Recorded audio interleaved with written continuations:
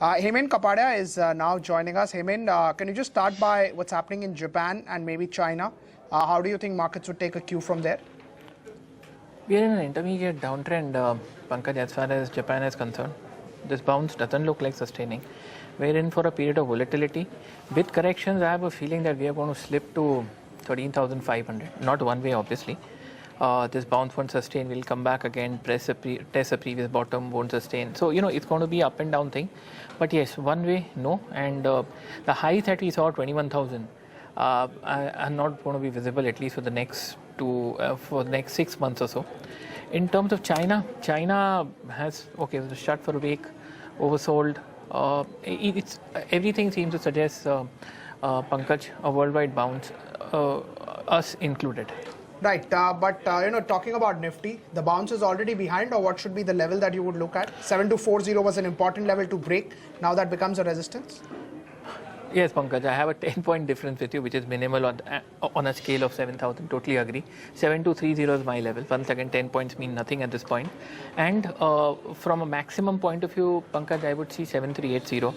Above that, if we get something, I think it's a lottery. Sustainability above that level, as of now, seems zilch. If that happens, I'd love to go wrong. Right, but something about that level 7350, as you are saying, it is very difficult, which means that to take above that level, you would need a lot of cash level buying to come in.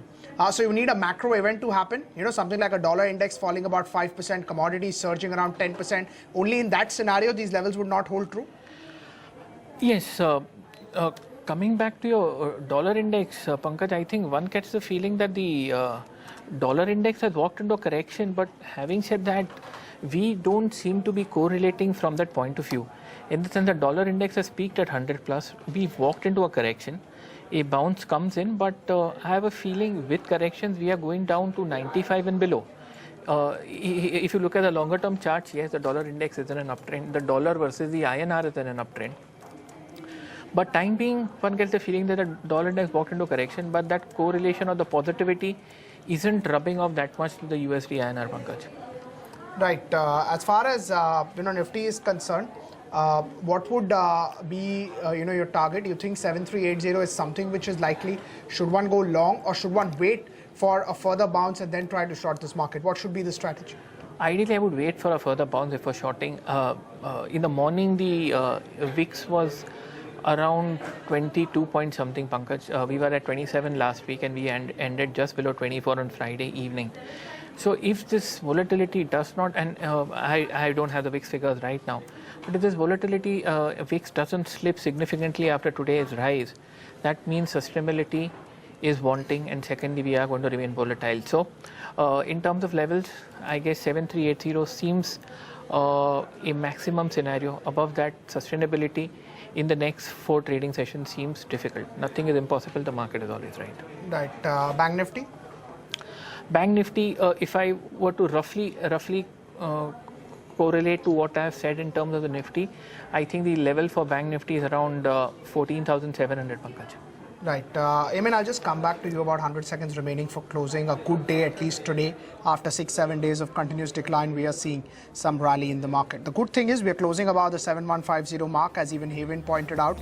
The next level to watch is 7240 and then ultimately 7380. That's what we would be looking at. Today, banks saw a risk-on rally. It can be short covering, but that only we'll come to know in hindsight once we get the data today evening. Tata Motors 5.5% higher. PNB 76 rupees. Axis Bank 5.7% higher, 413. Tata Power 5% decline, 60 rupees. Adani Ports up about 7%. ITC 1% higher, 303. Kane India up 5%, but it's just following what crude is doing. Coal India 7% higher, 325. Bharti Airtel down about 1.8%. Power Grid up about 0.3. ONGC 3.3% higher. Idea Cellular down about 0.5%. Reliance Industries 4% higher, 945. L&T up a whopping 10%, 1,150. Yes Bank up about 3%. NTPC up about 0.4. Sun Pharma flat with a positive bias. HDFC Bank up 0.25%. Infosys up 0.5%. Cipla up close to 2%, 540. Z Entertainment 3.5% higher, 383. IndusInd Bank 1.7% higher. Tech Mahindra absolutely flat.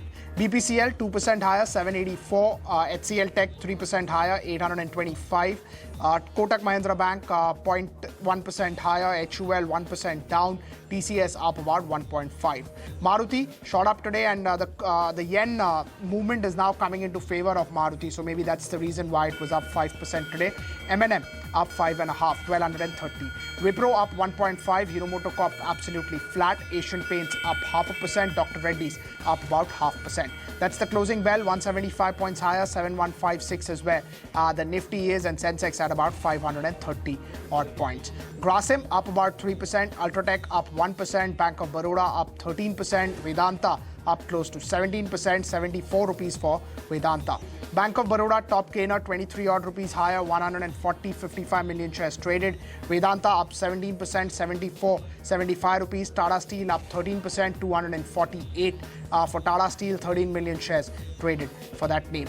Hindalco up 10%, 66.5, 17 million shares traded for Hindalco. L&T up 10%, 1,150. Classical short covering sort of a move on some of these names. SBI up 8%, 168 for SBI, 35 million shares traded. Adani Ports 7.5% higher, 191.92.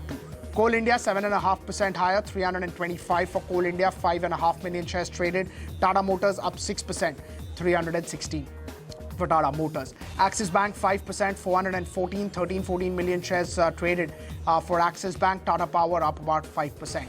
Hemen, what do you make of this move? That 5% plus move is coming in on at least 8-10 names. Let's start with these names. Let's talk about L&T first. 10% pop. Say even if the market has not bottomed out, at least L&T for the time being has bottomed out.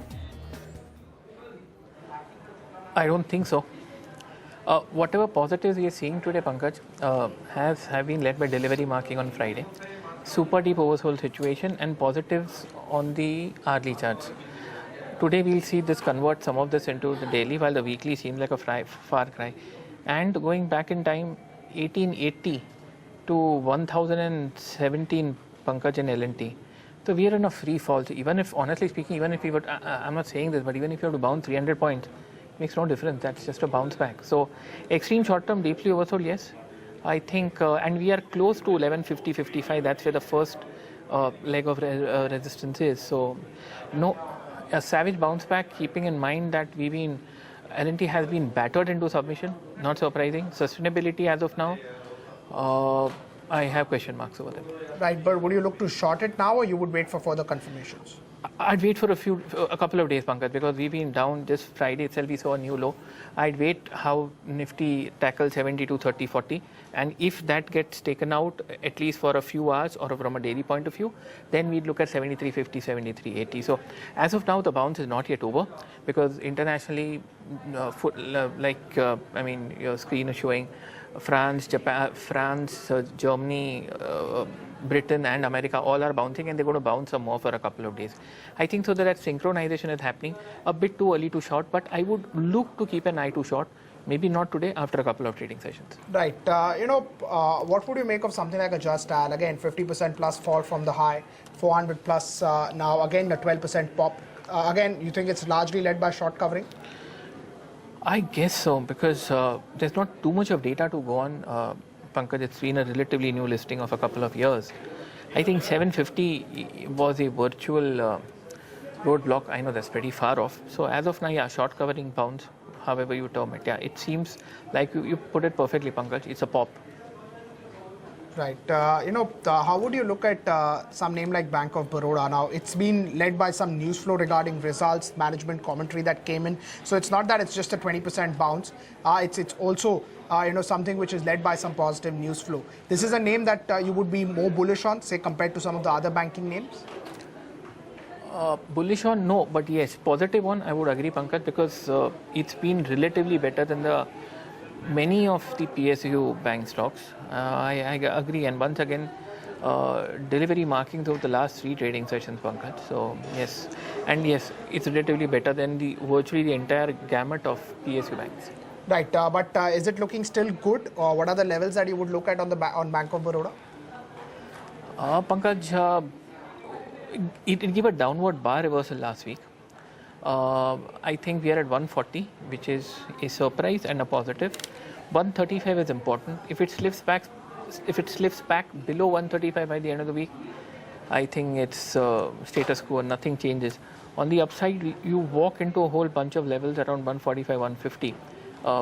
So if that gets taken out, I think that would be the first positive coming in. So this bounce back, the sheen should hold for a couple of trading sessions.